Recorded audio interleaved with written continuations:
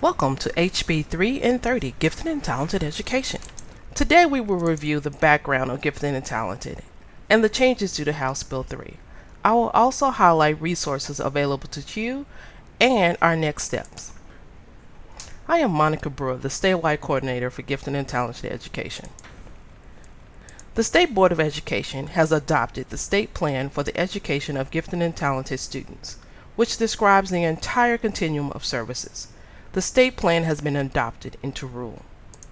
Our goal is for GT students to produce professional quality products and/or performances as a part of their program services. The state plan has been recently updated and approved by the State Board this past June. The state plan forms the basis for gifted and talented standards of service for district accountability. The state plan is available on the Gifted and Talented Education webpage listed at the bottom of the slide.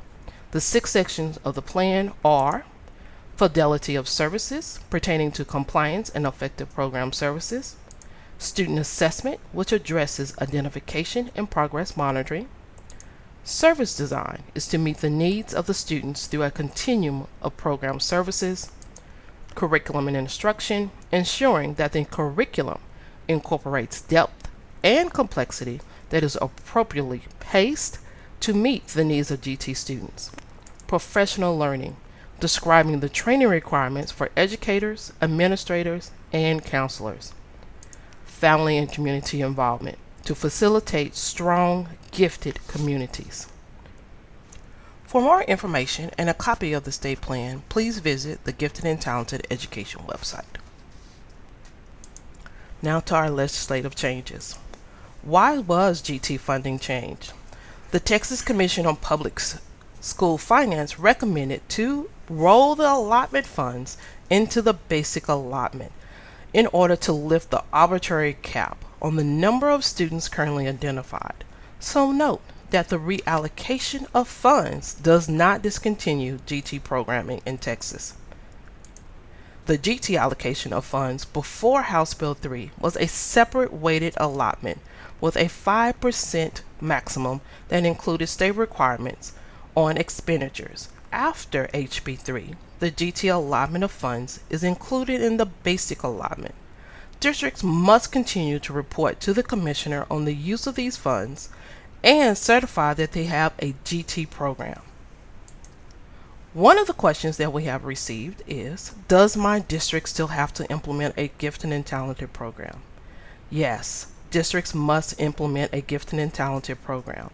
House Bill 3 retains requirements that each school district adopt a process for identifying and serving gifted and talented students in the district and establish a program for those students in each grade level, consistent with the state plan for gifted and talented. Another question we've received, do charter schools have to implement a gifted and talented program? House Bill 3 did not impose a new requirement for charters to implement a gifted and talented program. The local use of funds.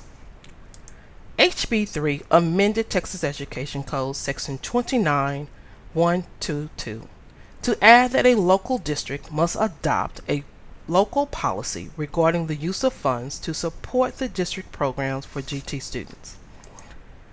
The Texas Association of School Boards will be providing a policy update in November to EHBB to include the certifying and reporting the use of GT funds. Program certification. Each district will annually certify to the Commissioner that they have a GT program and report the use of funds for that GT program is consistent with the state plan. For the next 3 years, the certification process will roll out in phases to ensure effective implementation and quality of program services. The agency will work with various stakeholders to develop an effective instrument for districts within the state. Identification and serving students are the foundation of all GT program services. Districts will continue to code GT students in PEIMS. New this year, districts will report your GT program options in PEIMS. This will begin with the October snapshot. The PIEMS district indicator codes were determined to capture the various program options in the state from pull-out program to full inclusion courses, such as advanced placement biology classes with gifted and talented and non-gifted and talented students that are differentiated for gifted and talented students. The local district is to report as many program indicator codes offered. Further information and examples on these codes are available on the Gifted and Talented webpage. District will report the use of funding by continuing to utilize PIC 21. With the state spending requirement removed, local districts must determine adequate funding and expenditures to support program services for GT. Another question is, do I continue to report GT expenditures? Yes, a district must still implement a GT program and continue to report GT expenditures. House Bill 3, Texas Education Code 29.124D requires districts to continue to report use of funds for the district's GT program. Therefore, districts continue to use Program Intent Code 21. How can stakeholders review district GT expenditures? The amount a district spends can be reviewed by visiting PIEMS financial reports, linked here, and searching by selecting your district name. For the next 2 years, GT compliance will entail identifying and serving GT students, reporting the various program types indicator code, and reporting the use of funds utilizing PIC 21 that is consistent with the state plan. Loss of funding for non-compliance. If the commissioner has determined that the district has failed to implement a program, the commissioner must reduce the total amount of funding.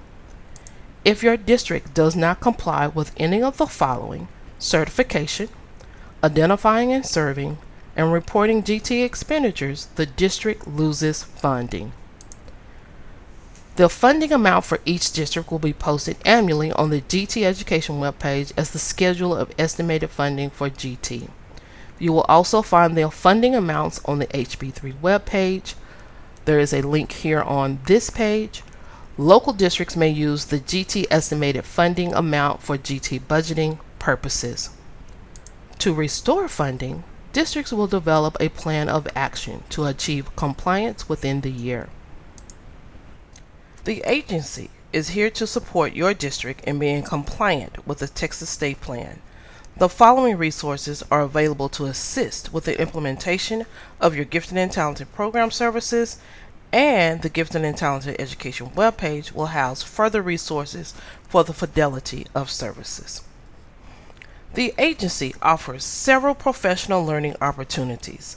The 30-hour foundational core training of nature and needs, identification and assessment, differentiated instruction, creativity and critical thinking, depth and complexity, specialized training for administrators, counselors, and school boards, and the 6-hour updates for educators. Please contact your Regional Education Service Center for information on these training opportunities. The agency will continue to support your efforts to serve students. We will begin the development of the next phase of the fidelity of implementation of the state plan for the certification process. Districts should budget and use funds for Gifted and Talented program services, certify your GT program, and report the spending of GT funds using PIC 21. For up-to-date information on the implementation of HB3, visit tea.texas.gov/HB3 or email your questions to hb3info@tea.texas.gov. Thank you for taking the time to learn more about HB3 and Gifted and Talented.